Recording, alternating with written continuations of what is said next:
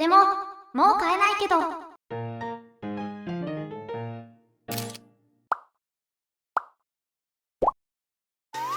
こんにちは、春日部つむぎです。今日は2025年8月マジックモールドから発売されたカラーズつむぎだよ。つむぎだね。まずはじめに、このフィギュアの子は名前がなくて、買った人が好きに名前をつけてねってことなので、つむぎって名前じゃないらしいよ。メーカーの意向を汲んで、アーシも名前は呼ばないね。みんなが思った名前で呼んであげてね。まず、このフィギュアなんなのという紹介からいこうか。天美月さんのイラストでオリジナルのキャラだね。有名な方なので知ってる人も多いんじゃないかな。タッチが結構独特で、透明感っていうのかな。そういった描き方が印象的な方だね。原型はフォルトネーションさん、彩色は星名恵美さん。こちらもフィギュアの世界ではかなり有名な人たちだね。そんな実力派揃いを束ねるメーカーがマジックモールドなんだけど、あまり商品を出してないしどうなのって思うかもしれないけど、まあそのフィギュアに詳しい人の間では周知の事実ではあるし、公式 X でも触れてはいるものの、一ユーザーが公言していいものかわからない問題でね。結構評判のいいメーカーの別名義ってやつだね。てな感じで、なかなか強力なメンバーが揃ってリリースされたこのフィギュア、33,000円とかなり高額ながらも買っちゃうわけですよ。約束された勝利のフィギュア。初めて情報が出たのが2024年に開催されたスマイルフェスで、一目見た時からいくらだろうと買うって決めてたね。もうほんと語彙力がなくなる美しさ。写真を撮ってたんだけど、シャッターが止まらなくなるフィギュアはそこそこあったけど、ファインダー越しに見るのがもったいなくてシャッターを押す指が止まったのは初めてだね。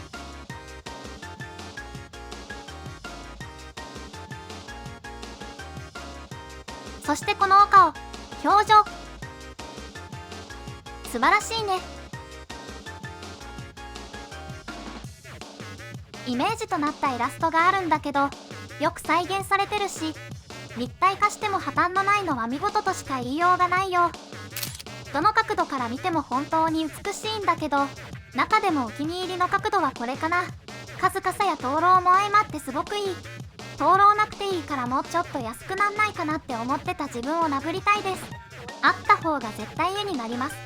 顔以外の造形も妥協なくて本当にいいね。シャープな髪、結んだ髪、丁寧に仕上げられた髪飾り、狐の面、カズカサ、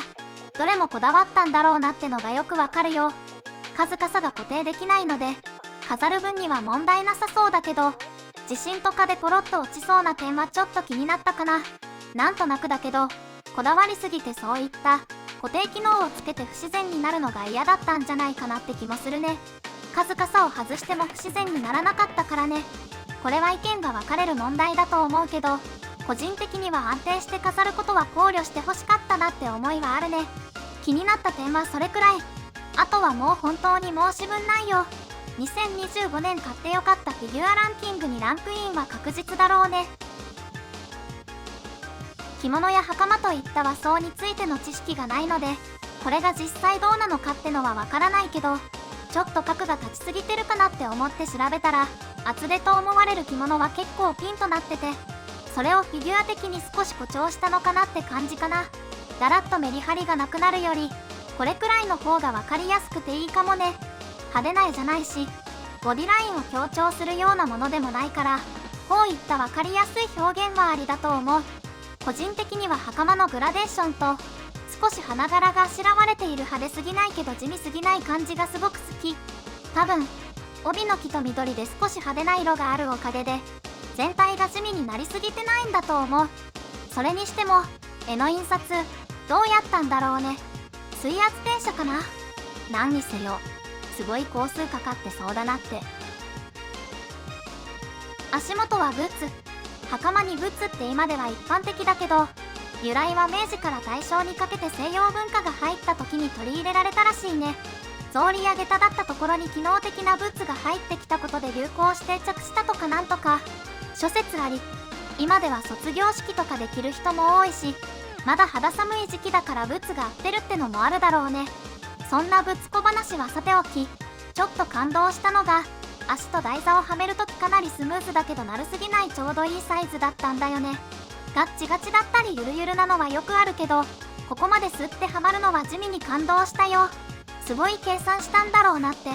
台座との固定は左足だけで、右足にあるクリアなものは添えるだけになっていて、なくても飾れるんだけど変形して傾くと怖いからつけておこうね。といった感じで、カラーズ紬でした。これは間違いなく買って損しない完璧なフィギュアで超おすすめしたいんだけど、多分一般流通は絶望的だし、メーカーも同仕様での再販はしないと明言しているので、すでに中古を拾う以外手に入れる手段はなさそう。しかもそんなに数が出ていないらしく、かなり希少なフィギュアにはなるだろうね。このフィギュア発売にあたってかなり厳しい数字の話を見かけて何とも言えない気持ちになりました。やっぱりオリジナルは難しい市場なんだなって。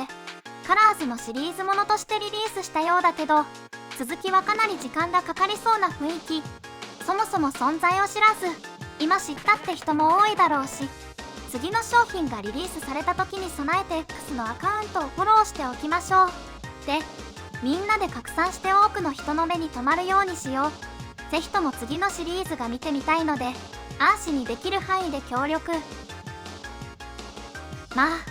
別名義の方は堅調っぽいから、そっち応援する方が早いかもね。それじゃあ、今回の動画はここまで。ご視聴ありがとうございました。